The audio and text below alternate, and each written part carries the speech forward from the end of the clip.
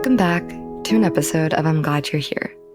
Today's guest is Pam Singer, who is a licensed clinical psychologist based in California. Pam recently graduated from IPI with the psychedelic-assisted therapy training.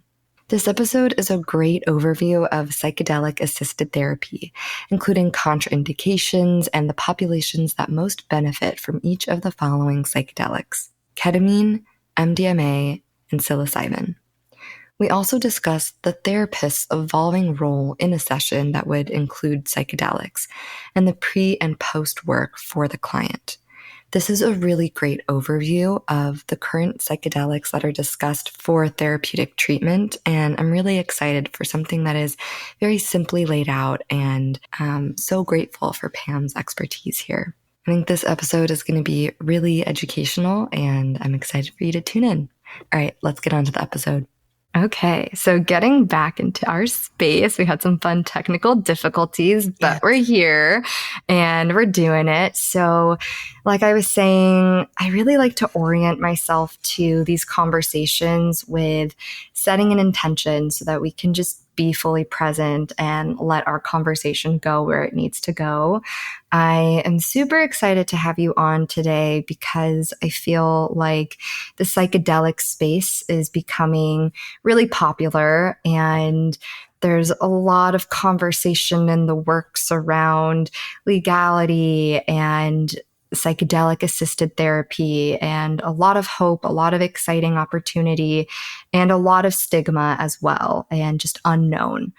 And today, this conversation for me, my intention is really to learn from you about these different medicines and the type of training that goes into being a guide, being a facilitator, and really shining a light on the quality of care that you're providing and the rationale and the reason that having this training is necessary, and really, really excited for this conversation. And how are you doing today? I'm excited too. Yeah, I've been deep diving into the psychedelic space for the past about year now, and just getting more and more excited about it. And it's still so inaccessible to so many people. And so I'm really excited to talk about it, to explore it more with you, and then hopefully also to help make it feel a little bit more approachable, because it can be so beautiful and also so misunderstood, so misused, so much to clear up around it.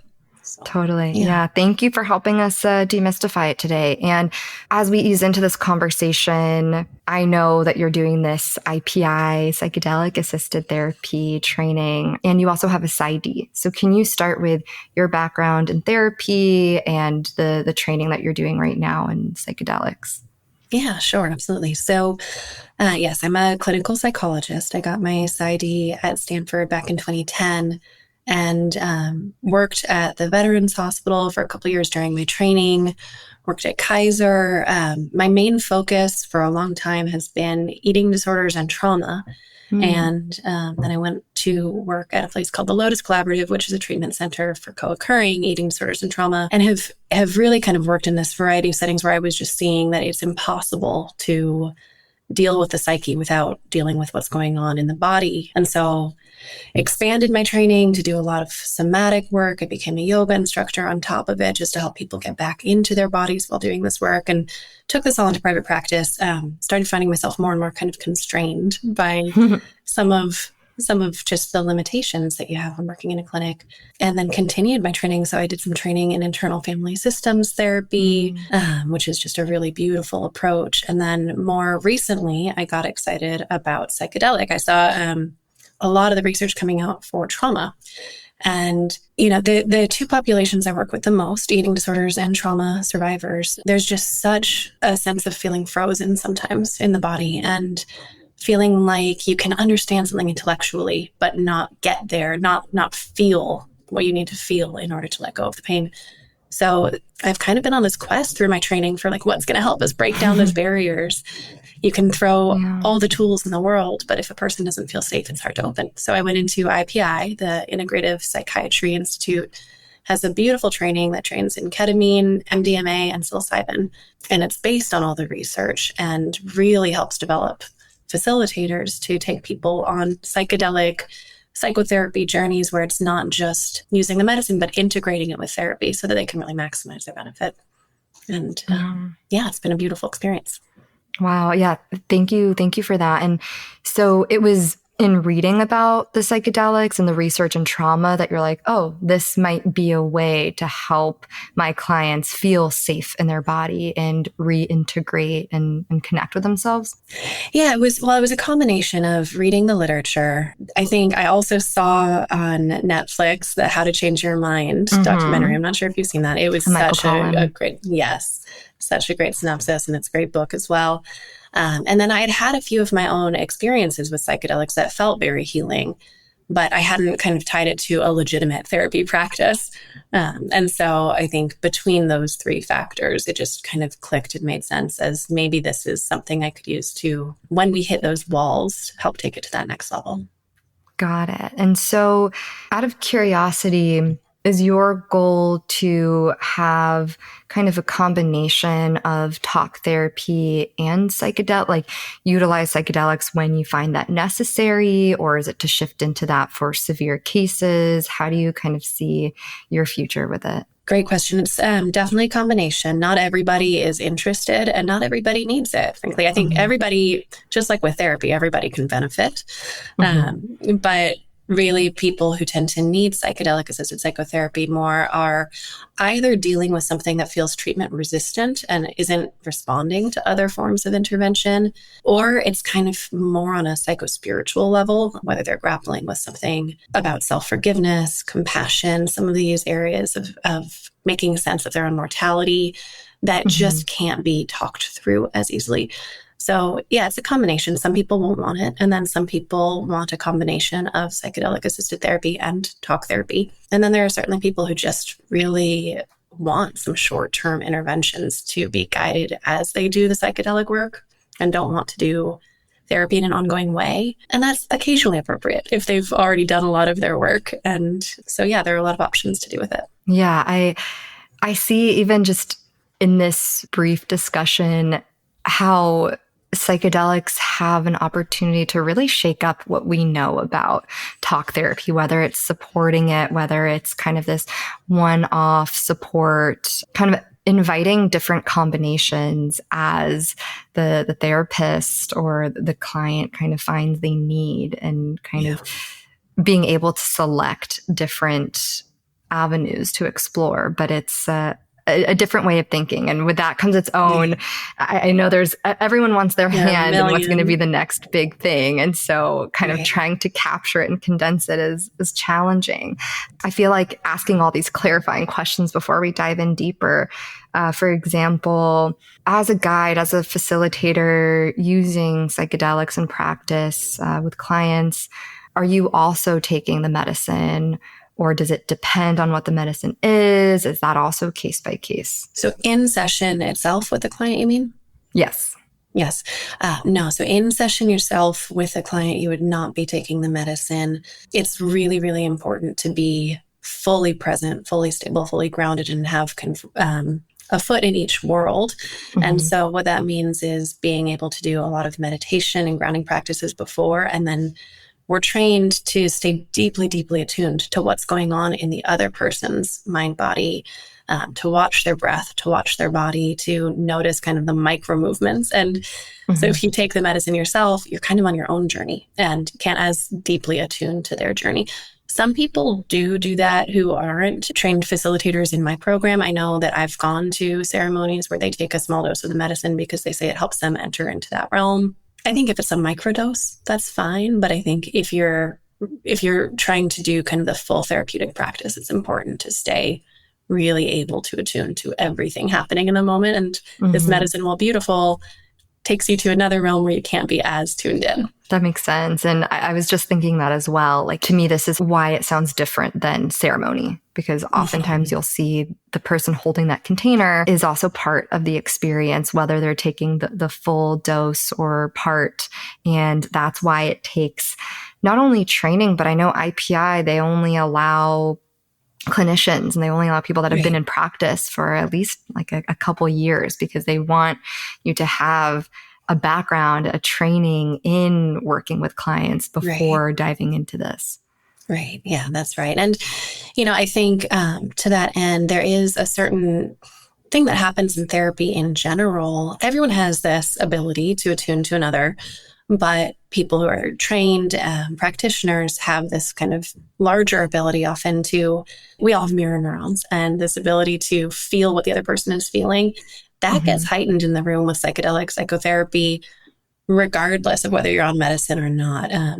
We feel the energy with them. Many therapists describe feeling like they actually have taken medicine, even though they haven't, because Wow. that empathy is so deep. You're actually a little bit on the ride with them anyway. So it is different than ceremony, but there's also the ability to really kind of, again, have one foot in each world if you're deeply attuned. That makes a lot of sense. Just thinking of the energetic space, and you're in that container. So Right. having that training, having that awareness, and being fully present with that person on their journey, you're also going to experience it. Wow. Right. And so that's got to be a huge portion of your training, is stepping in both worlds, is bringing your clinician hat and also being able to converse in a way that connects with the client. And I don't know if I have the words for it, but from personal experience, it's not that thoughts are more abstract, but it does take you out of our day-to-day timeline structure, and you can go to places that you might not know you had access to, or all of a sudden have a different perspective on memories. And so we're really going into the psyche, and there's a lot of, I want to say, like, malleability there. So I see that it takes a lot of sensitivity, a lot of adjustment to the space, and delicate training to be able to work through that. Yeah, absolutely. It's a huge portion of the training is, one, attuning to the other, but then two, staying attuned to self and how to be in both at the same time, because you can't help another if you're getting too swept up into it, and you can't help another if you're staying too far out of it. And so, being able to kind of toggle back and forth between someone else's psyche and your own, what's happening in my body as I'm watching this happen in their body. It requires, I would say therapy in general, we need to be deeply present and attuned, but this requires energetically significantly more, because there's just so much more happening. There's so much more on every level happening in people's cells and their minds and their bodies. And therefore, again, in the provider's cells, mind, body, just by virtue of being in that space. And so it's more to hold for sure. Yeah. And as part of your training, do you take the medicines as well and experience what a client may be going through? Yes. Yeah. So ketamine is the one that is legal all over. And so that is the part that is included as part of the training. And we both receive the medicine intramuscularly with a fellow trainee being our sitter, and then the next day switch spots. Wow. And so you are receiving and then providing. There's also additional add-ons to do that with psilocybin training. The ketamine is a required piece, and then the psilocybin is optional add-on. But it is deeply recommended, no matter what, that no one go into trying to guide unless they have gone through it. Because part of what we're trying to communicate when we're sitting with a client is safety, right? It is safe to go into the depths, into the places that maybe you've never been, that maybe you've avoided and been terrified of going. And it's very hard to communicate safety and to actually truly trust the safety if you haven't been there. Right? If you're watching someone start to have somatic reactions and become deeply tearful and grieve and move this intense energy, if you've done that and you know how safe and beautiful it is, and you know that you came out the other side, they can feel that from you. And if you're watching it and saying, "Oh my gosh, did I break my client?" they can feel that from you. Right? So you have to know what it feels like where they're going and trust their ability to come out the other side. Yeah, absolutely. And just a quick question, but how long does a session last on psychedelics? Are they all different, or is this like a 4-hour ordeal? They are all different.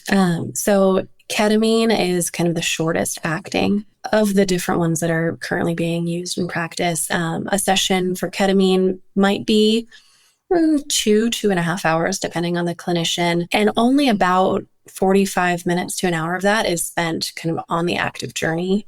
And then you're doing a lot of processing before and after. If you were doing a treatment session with psilocybin, that's more like a 6 to 8 hour treatment day. Wow. Same with MDMA. Yeah, it's a full day. It's a full day. I could see why you're saying it takes a lot of energy to hold. That's a long day. Right. It's a long day for both the provider and the client. But again, that's why it's important to be trained to stay mindful through that, to take care of yourself as a provider too. I know a lot of people who just kind of power through and won't pause to eat or, go to the bathroom because they don't want to leave their client. And that changes your energy body. And so coming up with a plan with the client of, whether it's having another person sitting by for lunch breaks or planning the actual journey piece to be able to have some nourishment along the way. Yeah, it just requires some planning. Yeah. And so if someone were coming to you and wanted psychedelic-assisted therapy, would you require having a few sessions before? Like, how do you build that connection with the client, that trust on both ends, and kind of ensure on your end this person's prepared? Or, what's kind of the protocol? Yeah, the protocol. So there are different phases to it. And the first phase, yes, to answer directly first, yes, you absolutely have to meet first.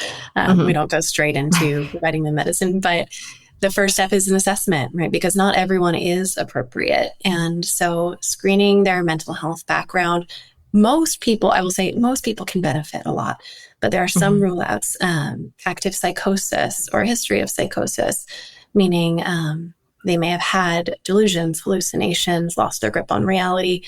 That can make it dangerous to have, a reemergence of those symptoms. Active substance abuse is actually one of the things that many of these medicines help treat, but can also be a risk depending on their current relationship and intentions and kind of safety protocols around it. So first you assess, then there's preparation sessions if you determine they are ready. And those preparation sessions, one is to inform them about the medicine itself, to do a lot of practice in some of the somatic work that's going to be used to help ground them as their emotions come up, because these medicines open, right? They're psychedelics. It translates to exploring and opening the psyche. And so when it opens up, we want the tools already in place. What are we going to do with your breath? What are we going to do with your body? How are we going to handle touch? What's going to be scary? What's going to be grounding? We want to look at what trauma we expect might come up and kind of have a sense already without having to do deep trauma work around it, of how they know in their body when they feel triggered, how they know when they feel safe, what they need. So at least 3 preparation sessions. And then the journey itself, the treatment sessions themselves. And there are different protocols for that based on different medicines.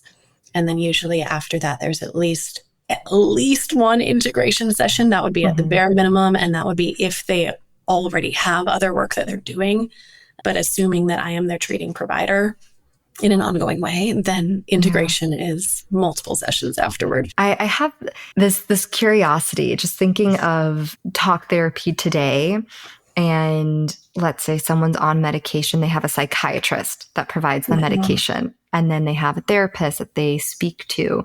In this case, they can go to the same provider for this medicine and for integration. Is there some sort of conflict of interest there, or is it just entirely different than pharma that we have right now? It's kind of different realm. I mean, there are, in my training in IPI, there are psychiatrists in that training. There are psychiatrists offering this and learning to provide the therapy piece of it. I can't prescribe ketamine, right? And so they may be working with a psychiatrist and then receiving treatment sessions from me if the psychiatrist does not provide this themselves. So there are a lot of different kind of combinations. Some of these drugs still aren't legal. And so people are kind of taking themselves on these journeys and then coming for integration afterward. So it's it's not clean cut yet. Right. It's not clear where they're getting what services from, but hopefully the more education there's around it, the more different providers can work together for it. Yeah. I see that. I know it's such a early stage. It's stuff that's been around for so long, and now it's kind of making its debut in clinical settings. And I know there's so many question marks around it, but I think this is a good opportunity now to talk about, let's start with ketamine. Ketamine is legal. You can find psychiatrists that offer it. What is the use case of ketamine, and what is that experience like in the body? So ketamine is most researched and most recommended for people with treatment-resistant depression. And specifically, it's particularly helpful for people with active suicidality. It's been shown to have almost immediate effects on cutting out suicidal thoughts. That's amazing. It's remarkable. Yeah. Wow. And because it is so quick, it is kind of the go-to right now for that suicidality that isn't responding to anything else. It creates pretty instant neural flexibility. So people have this ability to think of things in new ways. It basically bypasses what's called the default mode network in the brain. So all those automatic reactions, all those automatic behaviors, assumptions, beliefs we've formed, you can kind of jump over them in this place and be able to see something new. And then for about a day or two afterward, you still have that increased flexibility. So having that space to do a lot of therapy work, to challenge beliefs, to put new behaviors into practice. It's capitalizing on these stretched out muscles and saying, let's put some new muscle memory in here. So yeah, I think that one it's still kind of questionable, different modes of delivery. You know, there are some people offering it through ketamine clinics where people are not getting therapy. They're going and getting set up to an IV, having an hour or two in a room with, shades on and music on, and receiving like a personal ceremony, essentially. A personal ceremony. Yeah. You have a beautiful playlist and an eye mask on, but there's no processing. And so for people who are doing that, I would recommend planning with your therapist to have a session the next day where, again, you are in that really deeply flexible place. Some people swear by this because ketamine acts on the brain on a biological level, right? It's actually changing what's going on. It's acting on your glutamate system. And so even if you don't have therapy, people get great benefit. The question is, how long does that last if you don't do any of the therapy work? And does it just kind of rebound the same way that a great workout might feel really, really wonderful? But if you aren't keeping it up, right, then what? Yeah, I was just thinking of that. Like you just built a new muscle, but you're not stretching it. Right. You're not feeding it, fueling it. Yeah. Right. And then there are ways of ordering ketamine to do at home as well. There's, you meet with a provider online, they'll send you some medicine to your home. And again, it comes with a playlist and an eye mask. And you can make yourself on this guided journey. Yeah, it's remarkable. It's good how it's making it more accessible. But again, there's no therapy. And I did an experiment with this and received that myself to see what is the intake process like, and what does that feel like as the recipient. And then you fill out a questionnaire. It was very impersonal. I think my assessment was about 7 minutes long. Right. So this reminds me of just getting an emotional support animal letter in the mail. Right. Like, are you stressed? Are you anxious? Yes. Okay. Here's your ESA. Right, exactly. Yeah. And again, on the one hand, I'm so glad that this is accessible. On the other hand, it might not be going to people who truly are appropriate for it. And you may not have the resources at home to work through it on your own, right? To work through whatever comes up. So I love that it's more accessible. And again, if you can be very intentional and pair it with therapy, there are also places that do that. There are more and more therapists now offering this where you'll take ketamine in session. They'll sit with you and be with you on your journey and then continue processing with you after the journey. And I think that's kind of my favorite, my go-to. I'm a little biased. Yeah. And I think too, like accessibility wise, if financially ordering it, receiving it at home and working with a therapist you already work with is like the lowest lift and an easy way to do it. Like what we're talking about now is as long as you have that therapy to reinforce what you're healing and overcoming with ketamine, like that's the support, that's the integration. So just having the access and having a journey. I'm curious, given it's pretty easy to receive, how is ketamine unique from other psychedelics in terms of maybe, let's say, like the harmful effects or what's happening in the brain that we're trusting that someone can receive it at home and be okay? Well, the reason it's so much easier to receive is because ketamine was initially approved as an anesthetic. It's used when people go under surgery. Interesting. And so it was a whole separate category of drugs. It's actually a dissociative drug. It's we categorize it with the other psychedelics because it has a lot of the same therapeutic benefits, but it acts on a different part of the brain. And so, yes, it's approved by the FDA because at high doses, this is what you would receive when you're going through surgery. At lower doses, it has these really wonderful effects. It's more likely to be abused just because it has been on the party scene, as I'm sure you know, and people have misused it to go into some. Very rarely is it used socially to do therapy work, right? It's usually used to go out partying. I would say it's no more dangerous than any of the other drugs that are being misused, right? I mean, I think I shouldn't say that. I mean, certainly it is dangerous. It is dangerous if misused. It is no more dangerous than any other medicine that is being misused. Yeah, that makes sense. Okay. I did not know it's the same medicine that's used to knock people out. That's so funny. Yeah. So is it also because you can receive like a shot, a dose, like intravenous or intramuscular?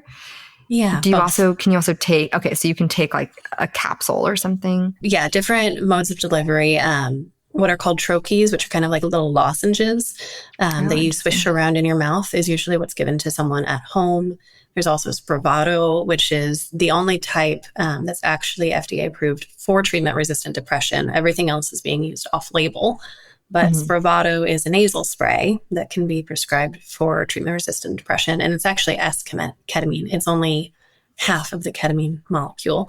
So there are, intramuscular, intravenous, troches, nasal spray. There's a lot of different ways that you can go about it. And again, it's figuring out with your provider and then also financially what makes the most sense.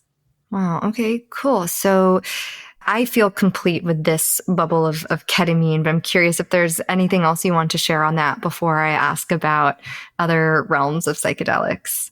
No, I think ketamine feels very complete. Yeah. Okay. Amazing. So these areas, they've not been legalized. I know there's a lot of conversation around MDMA right now. I feel like I've heard maybe like even in August or something that it may be legalized for therapy. I don't know if that's not true, if that's just a rumor, but I know that you learn about these other medicines, and I'm curious.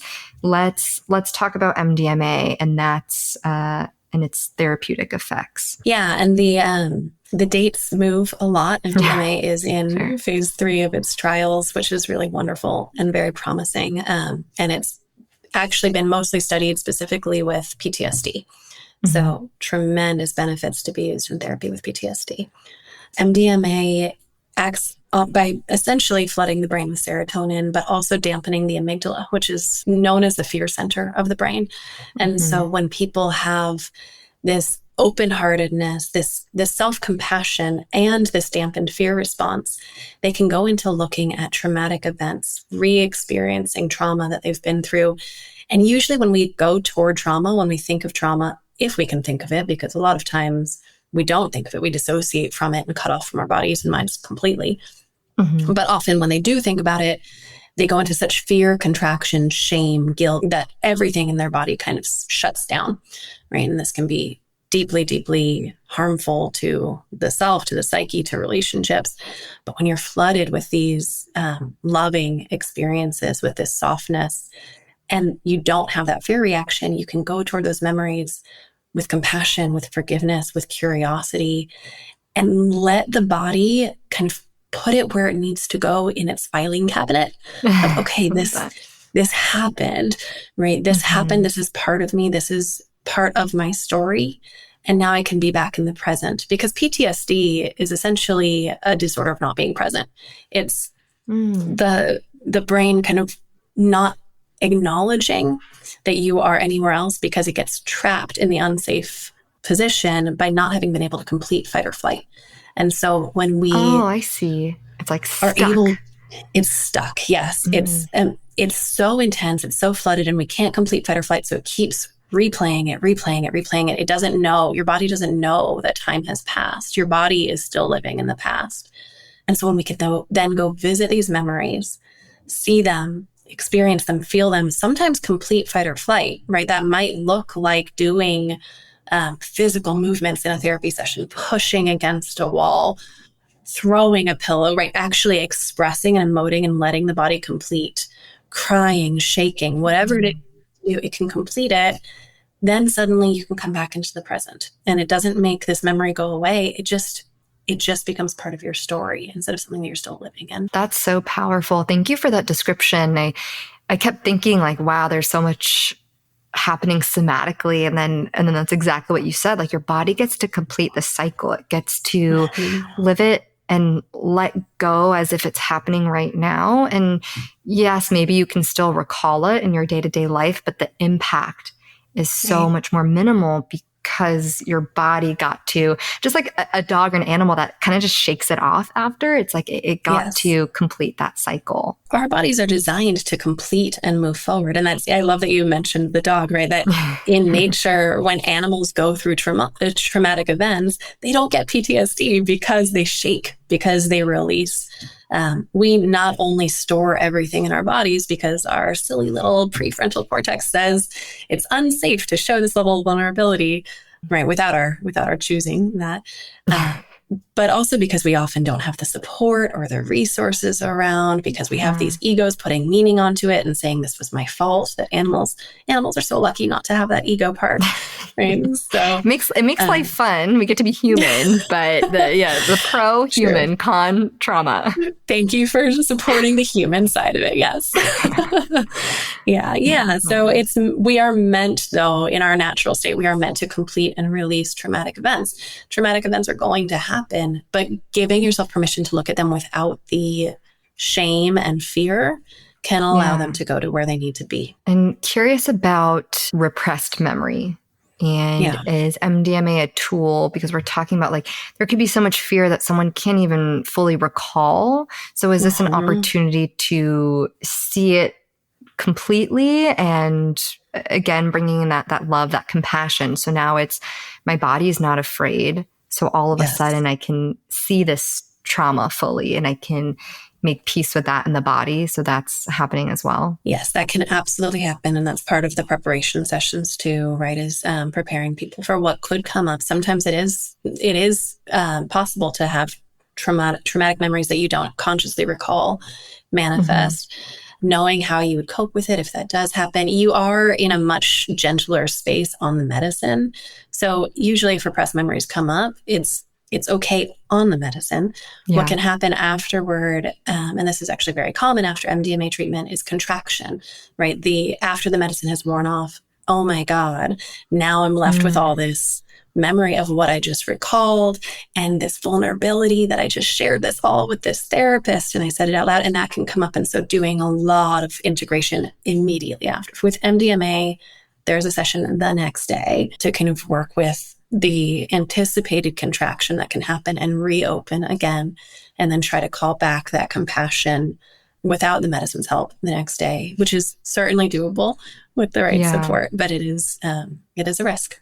Yeah. So contraction is like a vulnerability hangover here. Where it's like, oh, I just shared so much, or I just received so much. Now I know this thing that happened to me, or I see the whole scene. Okay, I see. Yeah. Vulnerability hangover was the perfect way to put it. Yes. And not everyone will have that. Some people leave the session really kind of riding that beautiful, compassionate space for a long time. But often, yes, it can be overwhelming. So yes, having that support, having the ability to go back there the next day, again, without the medicine and with some really skillful exploration, again, from kind of full self, can be how we work through that. How long is an MDMA session? Also about 6 to 8 hours. Wow. Yeah. So usually you would take a dose of MDMA.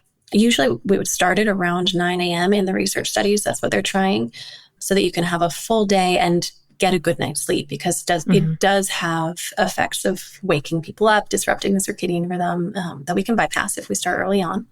And then usually re-upping if you want to about an hour and a half in. And from there, the medicine what does the itself, re-upping do?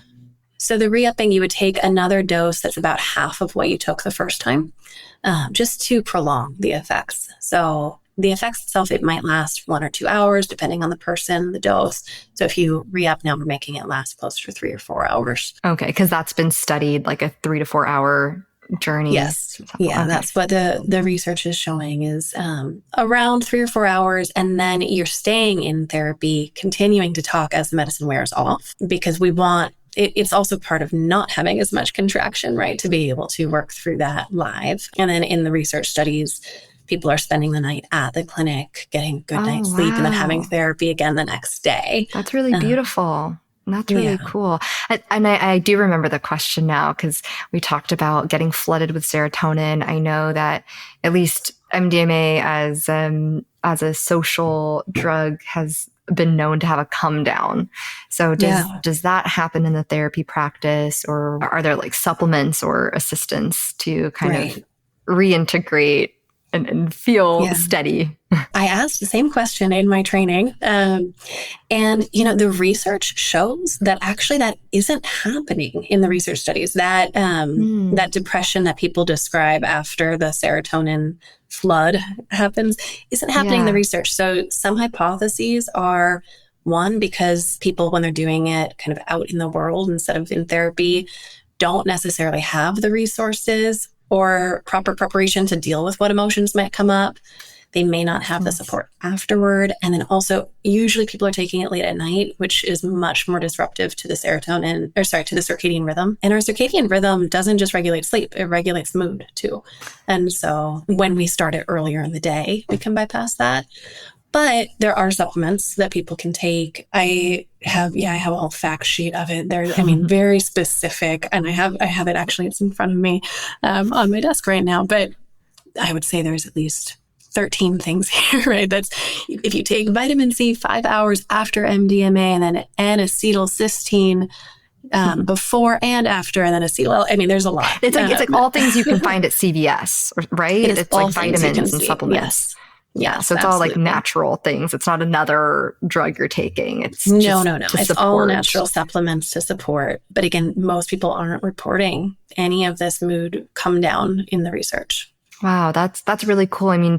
Definitely just linking that to intention, and rather than like, oh, I'm just going to feel good for a few hours, and if things come up, I won't know how to deal with it. But when you're sitting in a therapeutic setting and you're opening up, and you've had a few sessions before that are discussing some of the potential feelings or what might happen. And just in this discussion, talking about the somatic part of it, maybe you'll seize up, maybe you'll punch the wall or something. So just giving people that familiarity around the possible sensations, the possible kind of emotions, I think also really helps. I think you're absolutely right. Yeah. Awesome. And then let's see, I'm curious. So we talked about kind of the main draw for MDMA in terms of like severe PTSD or PTSD. Are there populations that this would kind of contraindicate, or who would you like not recommend it to? There aren't strong contraindications with all of these medicines, because they're still being researched, because they're not all of them are FDA approved yet. There's a lot of caution around any history of psychosis. There's caution around bipolar disorder, although again, it's not always a rule out, but it's more cautious. Bipolar disorder is deeply linked to the circadian rhythms, and those manic and depressed episodes can be deeply linked to circadian rhythm. So anything that's going to be messing with that is a little bit riskier. All of these, I think it goes without saying, all of these contraindicated with depression. Depression. Pregnancy. I don't know why I said depression for that. And breastfeeding. Anything that's going to, potentially pass anything on to a developing life, just because it's unknown. But yeah, MDMA, it's such a gentle medicine. When you're on it, it's such a gentle medicine that it's really about having the support. I guess a contraindication is not having support, right? And that is something that, like, if someone doesn't have a safe home to go home to, this would not be the time.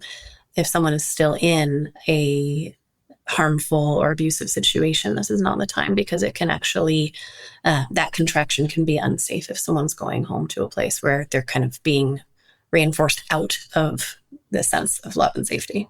Yeah, no, that makes a lot of sense. And thank you for clarifying that, because we're talking about memories and past events and being able to integrate that into your life. So if you're currently experiencing something that makes your body unsafe, and having to go back to that after experiencing a bit of that safety or a different environment, then you're really not doing yourself a favor. And I think the priority is creating safety in your life, is not jumping into sitting with this medicine. Right. And it's really trying to train yourself that you can trust your body and that you can trust your experience. And if you're going into this trying to be okay with a situation that you don't actually want to be okay with, right, then that's actually going to help you distrust your body more. So we certainly, again, want to be evaluating intention, current life circumstances, and readiness to work on trauma. Not everyone is at a place where it's safe to be working on trauma quite yet.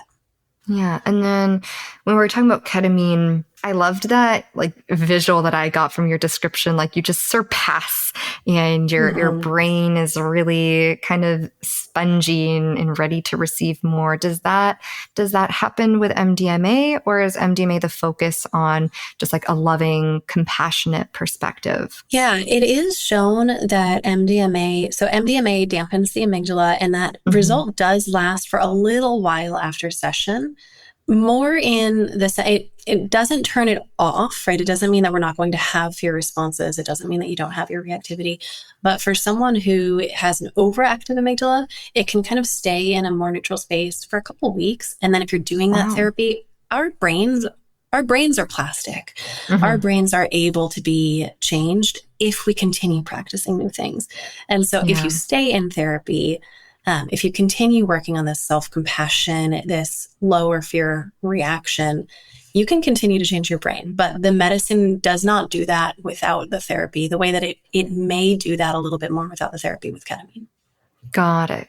And you're so right. Like, even if we just look at Atomic Habits, that book, like, you do anything 21 days, it's consistency, but we are plastic. We are able to change and create new behavior. So it's having that therapy to support that changed behavior and reinforce and, build a new routine around it. So, okay, now I'm curious to shift into psilocybin. And this one, okay, actually first, so if we look at ketamine and MDMA, these are synthetic medications. These are made in a lab.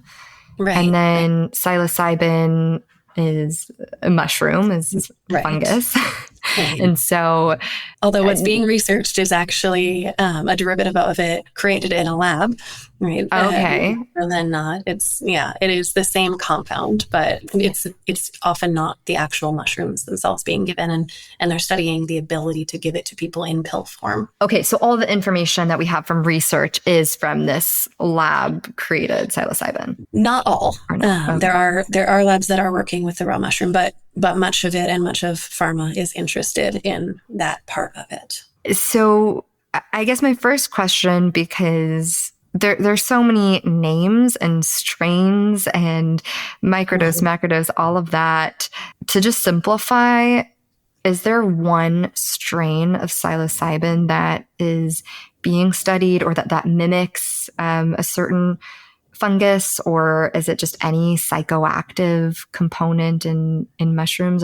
Do they vary? I don't know the answer to that question. I know in terms of like strain, I know that it's basically just the psychoactive component component of it is what's being studied. And I imagine, and I need to do a little bit more looking into this, I imagine that is the same in every mushroom. And then there are also these other kind of beautiful compounds that change how it interacts in our system.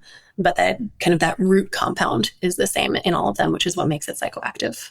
Got it. Okay. So then if we're talking about a capsule of psilocybin, what is the dose that you're learning about in doing psychedelic-assisted therapy that the client would take? It depends on the person. It depends on, one, their history with psychedelics, because some people who have used more are going to be less sensitive. Two, their size, their weight, their gender, all these pieces.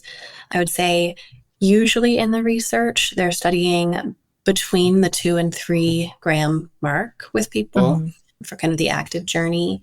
And then if you're practicing or studying microdosing, it's usually the 0.1 gram. Got it. So I know that basically under a gram is the subperceptive space. So that's the microdosing. And then we're now talking about more of a macrodose, or just 2 to 3 grams. There's this concept of a 5 gram being a hero dose. So we're not going crazy. Again, it really does depend on the person. I know people who have had deep journeys on 1 gram, and then some people who don't feel much at all at 3 grams. And so a part of actually, I think, working with this medicine is learning your body, learning your brain, learning how you experience anxiety, how you experience joy. Really starting to know all those different components of how sensitive you are might help you kind of figure out your dose. But there's certainly no evidence that someone who takes 5 grams is going to have more therapeutic benefit than someone who has 2 grams. Actually, the research shows that once you're in that journeying place, it's really kind of irrelevant whether you took 1.5 grams or 2.5 grams. Right? There's kind of that critical mass of getting to a place of opening and of surrender. Wow. Okay. Very, very cool. And so starting the same way we've done the other 2, what population benefits the most? Or in my mind, and correct me if I'm wrong, this one feels a little bit more flexible. And maybe that's because it's more closely related to nature and plant medicine. And so it feels a little bit more open. Or is there a specific population that this targets? No, I think you're right. I think it is more flexible.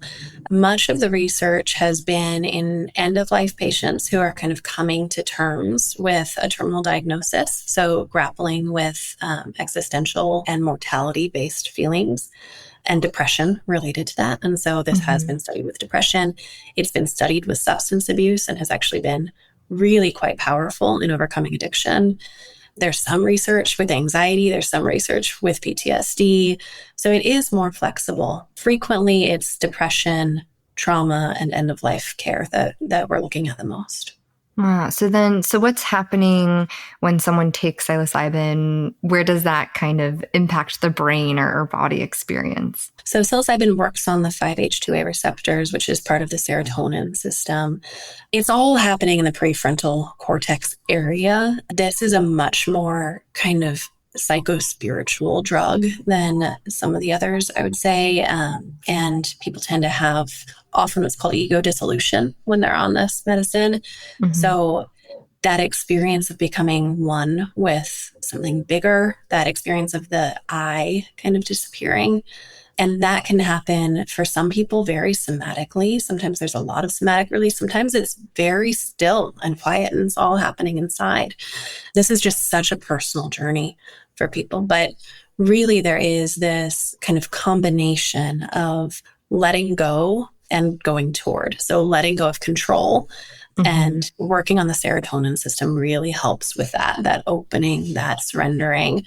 Right. And then going toward. So how do I move toward the things that I've avoided and look at them? And instead of that contraction that we so often want to do when we're looking at scary material, there can be this curiosity because I am the thing I'm looking at, right? I am my pain. I am my joy. I am this memory.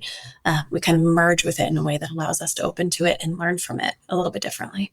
Wow, that's a really beautiful description. And I see why this is really useful for that existential fear of death. And all of a sudden you're connecting with a medicine that's making you part of this bigger picture. Yeah, absolutely. Absolutely. And, some people experience a sense of euphoria on it. Some people experience a lot of anxiety on it. It's different for every single person, but recognizing that this is one of those medicines in particular that has something to teach you, and being really curious about whatever I'm going to experience is what I need to be taught, is something I think I have a little bit more of an easy time with that one, because it is natural, because it does come from the earth. There's more of an ease in saying, what do you want to teach me? And letting go of our own need to choose the path. That I think is really useful with this medicine too. Yeah, no, that's a good point. And I'm thinking, when you said, for some, you go inward and you have this internal experience. As someone who's guiding that, are you looking to, ask questions out loud and get some answers and response? Or how do you kind of navigate when someone's having like a deeply internal experience? So we are watching very closely, right? We're watching what's happening to their pulse, what's happening to their sweat. Are they sweating? Are they breathing? Does this look like a place where they're going into calm or where they're going into pain? Are they processing something right now, or are they frozen? And so we're reading all of their little micro signals. If it appears that they're processing, and we can check in, right, and say, can you tell me what's happening? Or where are you right now? If it appears that they're processing and moving, we sit back and watch and just, again, co-regulate. So using our own nervous systems to help regulate their nervous systems, but really just observing. If it seems like they're stuck, they're hitting a wall, they're in contraction or fear, then I might be guiding them in some form of somatic release, or what's happening now, can you go toward it instead of away from it, right? And if they start to have a panic reaction, helping them ground. And then again, can we go toward it? Because there's such beauty that happens when they remember they're here, they're safe, take one step closer, and it will always release. That contraction will always release, but you're really kind of looking for signs of doing that. And then being quiet. There's a lot of, I think, and tell me if you've experienced this in any of your training too. I think one of the hardest things I had to learn as a therapist was when to shut up and let someone be. Like, okay, you're having a feeling, just stay in that feeling, right? Yeah. Yeah. And I like what you're saying about this. Like, how can you move toward it? Because I'm connecting that with that idea of surrender, of rather than avoiding. And I think that this can happen with a quote unquote bad trip. And psilocybin has this kind of notorious reputation for, it could be really great and really exciting. Or if you're in the wrong set and setting, it could be awful and terrifying and demons and ego death that you don't want. And it sounds like the leaning towards that fear and opening up to it can actually help. Like you can't solve something by going around it. You kind of have to go through, and that can be really scary. So I imagine that the support, again, I keep looping it back, but being in a therapeutic setting and having someone who's trained and creating that safety, like that's already your setting. Yes. So you've already built that safety, and then the mindset, you've done that preparation to be there, and you can still have a tough time, but you have a guide, you have someone you trust that's there to support and that knows how the medicine works and is there taking note of your reaction and what's going on and what supported somatic release might be useful. So I think with this one, what sounds so different than ketamine and MDMA is that, not that it's a little bit more unpredictable, but there's an opportunity for more resistance with this one. I think that's beautifully put, right? Because they're all predictable and unpredictable, right? We can predict with all of them that you're going to face something challenging. And for some people that may be really quite hard. And for others, they do it with such ease and grace. But yeah, with this one, there is often more resistance that they need to work through. Not always, but MDMA kind of inherently shrinks the amygdala, so you don't feel as resistant at all. And then ketamine, it was first described to me by a provider as kind of a warm hug, right? People feel like they're getting this warm hug while they're doing it. So you don't have that with the mushrooms. There are some people who actually combine the... I was just going to ask that. Yeah, there's some people, I mean, certainly this is done by some people recreationally, and then there are some providers. I'm not aware of any research studies with this yet, but I do know that there are some providers who have talked about kind of off-label using it that way to create a little bit more openness, compassion, and ease before going into the psilocybin piece of it. There are also others who use kind of other supplements, things like white lily or blue lotus. These are just flowers that are not psychoactive, but can be very calming and grounding before introducing psilocybin, just to, again, help that lower resistance come into being. But really, part of proper preparation is lowering that resistance, right? And if you have a good set and setting, so you have your intentions, you know what you're working on, you have your skills, you trust your therapist, you're in an environment that works, you have resources at home. If all of that is in place, then when you go into the medicine, if you do feel that fear and that anxiety and that resistance come up, and you've already got a plan, maybe the plan is, hey, you might say to your therapist, hey, yes, touching my hand would be a really helpful thing to do, right? Someone else might not want to be touched at all, but touching my hand would be really helpful. The therapist can lean over at that time where we see the resistance and hold the hand and say, you're right here. Remember, we were prepared for this, right? And kind of help ease them right back in. So preparation is everything. Yeah, that's super beautiful. There's something that is so unique with these medicines in therapy that you're creating such an intentional container. There's so much pre-work. There's so much work that's happening in the moment, but what's happening before and after to create such a supportive environment is so thoughtful, so caring, so different than signing up for therapy. And especially with access to telehealth, people can, I have my therapy in a minute. Let me just log in and get there. And like, okay, my roommate's over there. Everything's running around. And this is, such a different approach. And I think it's important to call out because it's exciting. It's a new opportunity. It's a new landscape. But there is a lot of thought and care and important. I just want to call out really important for people to do their research, to make sure they feel comfortable with that provider and having those, if someone's offering this medicine without any of this preparation or without the support after, use your personal discernment too. That's really important. Absolutely. Absolutely. And feeling safety in your body, checking in with your own intuition about whoever you're speaking with, also asking them questions. I think psychedelic-assisted psychotherapy or not, even just regular therapy, so often we feel as though we're not allowed to ask, can you tell me more about your experience with this, right? What is your training like? There's often just this instant assumption that if this person is offering it, they must be fine. They must be good. They must be the expert. So we have to be our own advocates and ask these questions. Anecdotally, I'll tell you this story. I went to a ceremony myself with mushrooms last year, and I was asking all the, what are your policies on touch? And I said, we probably won't try not to touch each other. And then I asked, are there any rule outs, any things that you would choose to not allow in to the ceremony spaces? They were selecting the participants. They said, no, we believe if you come, you're meant to be here. And I'm thinking as a psychologist, I was like, oh gosh, I don't know that everyone who thinks who wants to come should be here. Okay. But I wanted to experience, it's been part of my own kind of personal training aside from IPI to try to have as many experiences as I could.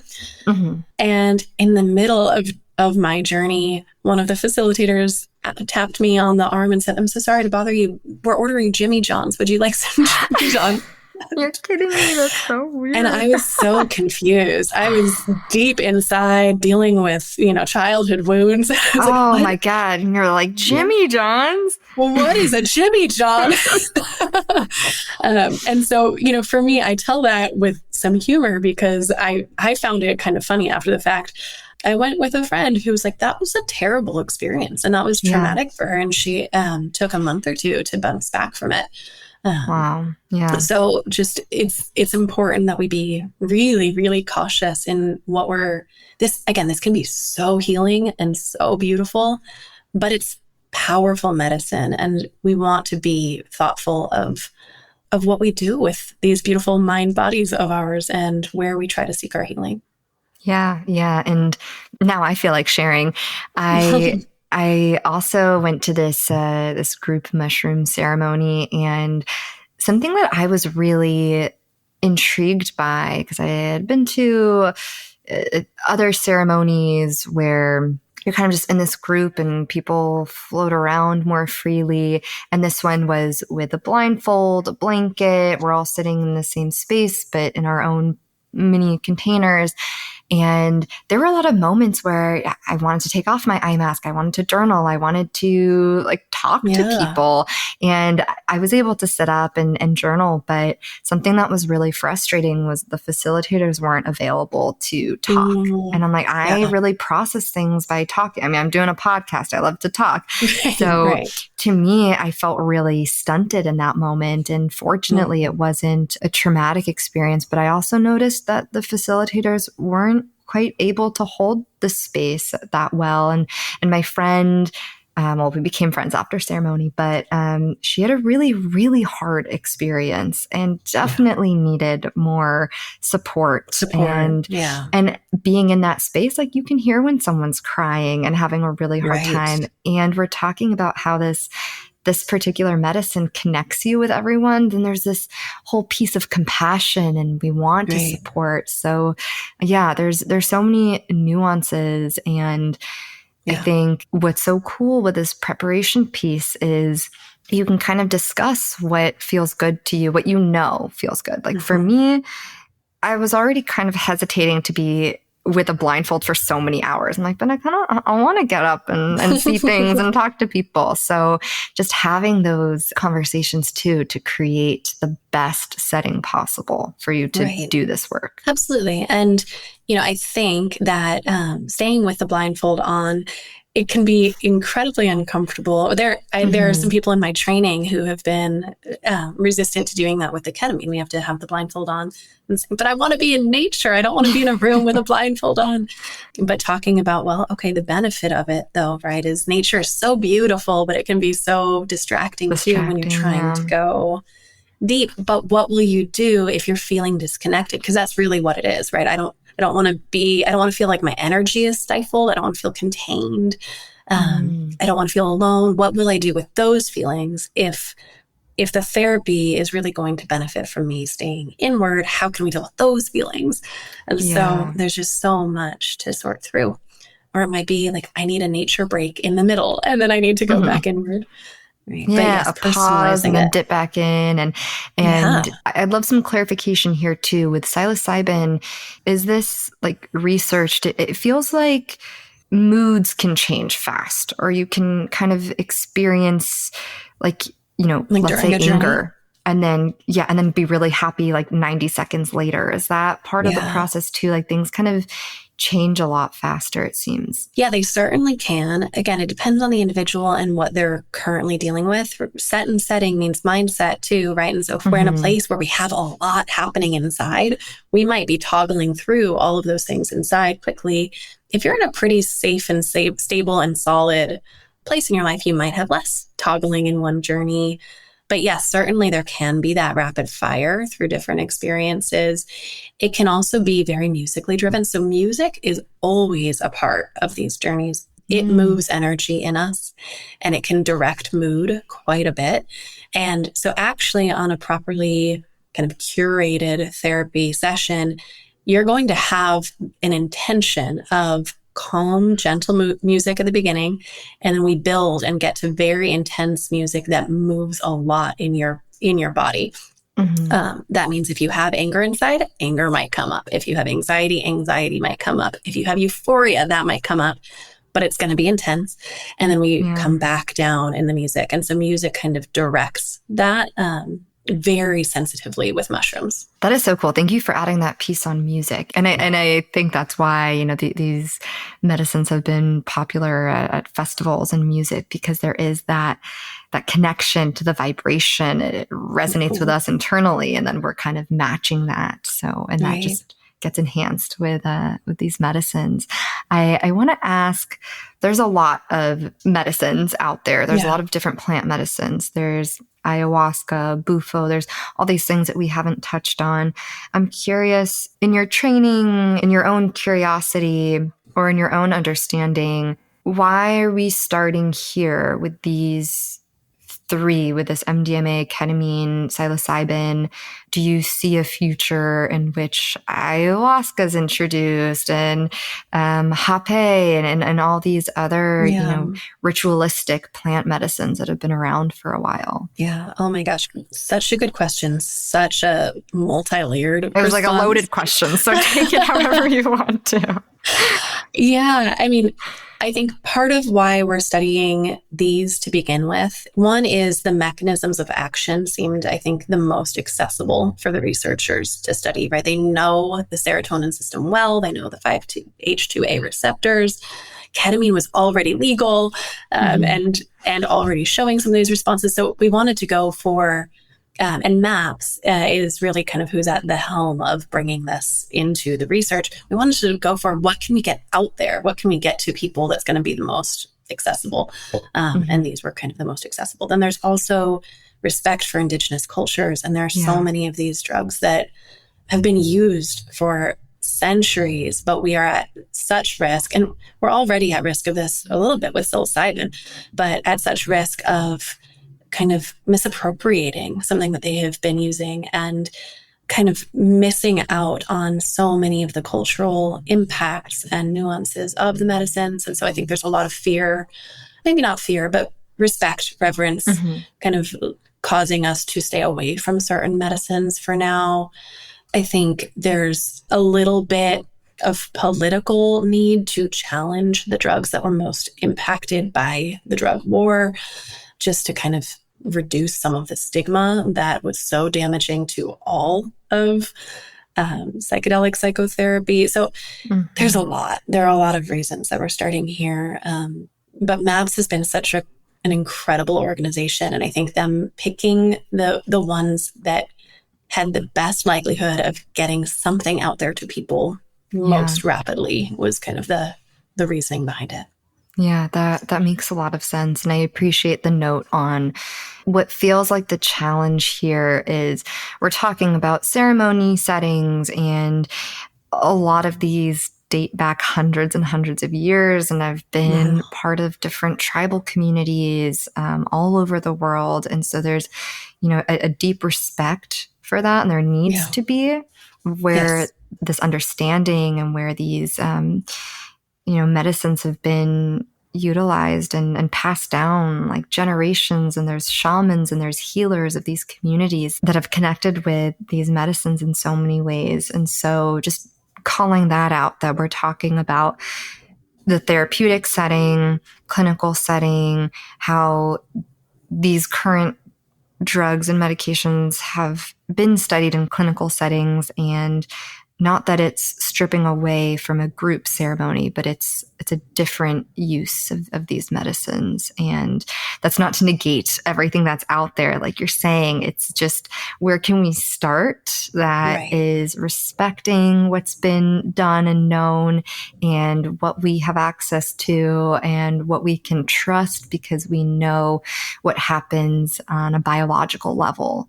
And if we're labeling it as a medication, then we need to know its impact on the body. Yeah. And I think continuing to have that reverence in our research and in our work, you know, there is certainly a risk of minimizing, of taking away from some of the really beautiful traditions, of taking away from the economy of different tribes and nations, and figuring out, how do we work with this and receive healing from this, and also know our place with it, and not take something beautiful and turn it into something driven by capitalism. And, I think everything in this world, everything I've been learning has just been about approaching everything with duality and tremendous caution. Yeah, I'm glad you just said duality, because I was thinking like it's not so black and white. It's not this or that. It's not this is a medication, therefore it's not a ceremony. There's so much going on, like what we're talking about in some of the experiences, like having a facilitator that says, yeah, well, whoever signs up is meant to be here. Like that might be, a boundary that is overlooked in a spiritual setting. That doesn't make it evil or bad. It's a different lens, a different approach. And so all of this is just different perspective. And hopefully, this underlying theme of healing. And that's what these medicines are for, to heal, to connect, and to evolve. And, the types of populations we've talked about today include like severe suicidal ideation and PTSD and these really traumatic experiences that our bodies are holding on to. So the underlying goal here is healing work and interpersonal growth. Yes. And I appreciate you bringing back that point of there's not a right or a wrong. There's, there are just different ways of looking at that healing and figuring out what is going to make the most sense for me and what is going to feel the safest and most fruitful for me. But there are so many ways of getting there. And as long as healing is at the heart of it, I don't think anyone in this world has negative intentions. I think it's just figuring out how to allow those intentions to benefit from the science that we now have access to, so that we can actually help the most people get the most healing. Yeah, I love that. And healing is at the heart of it. That's beautiful.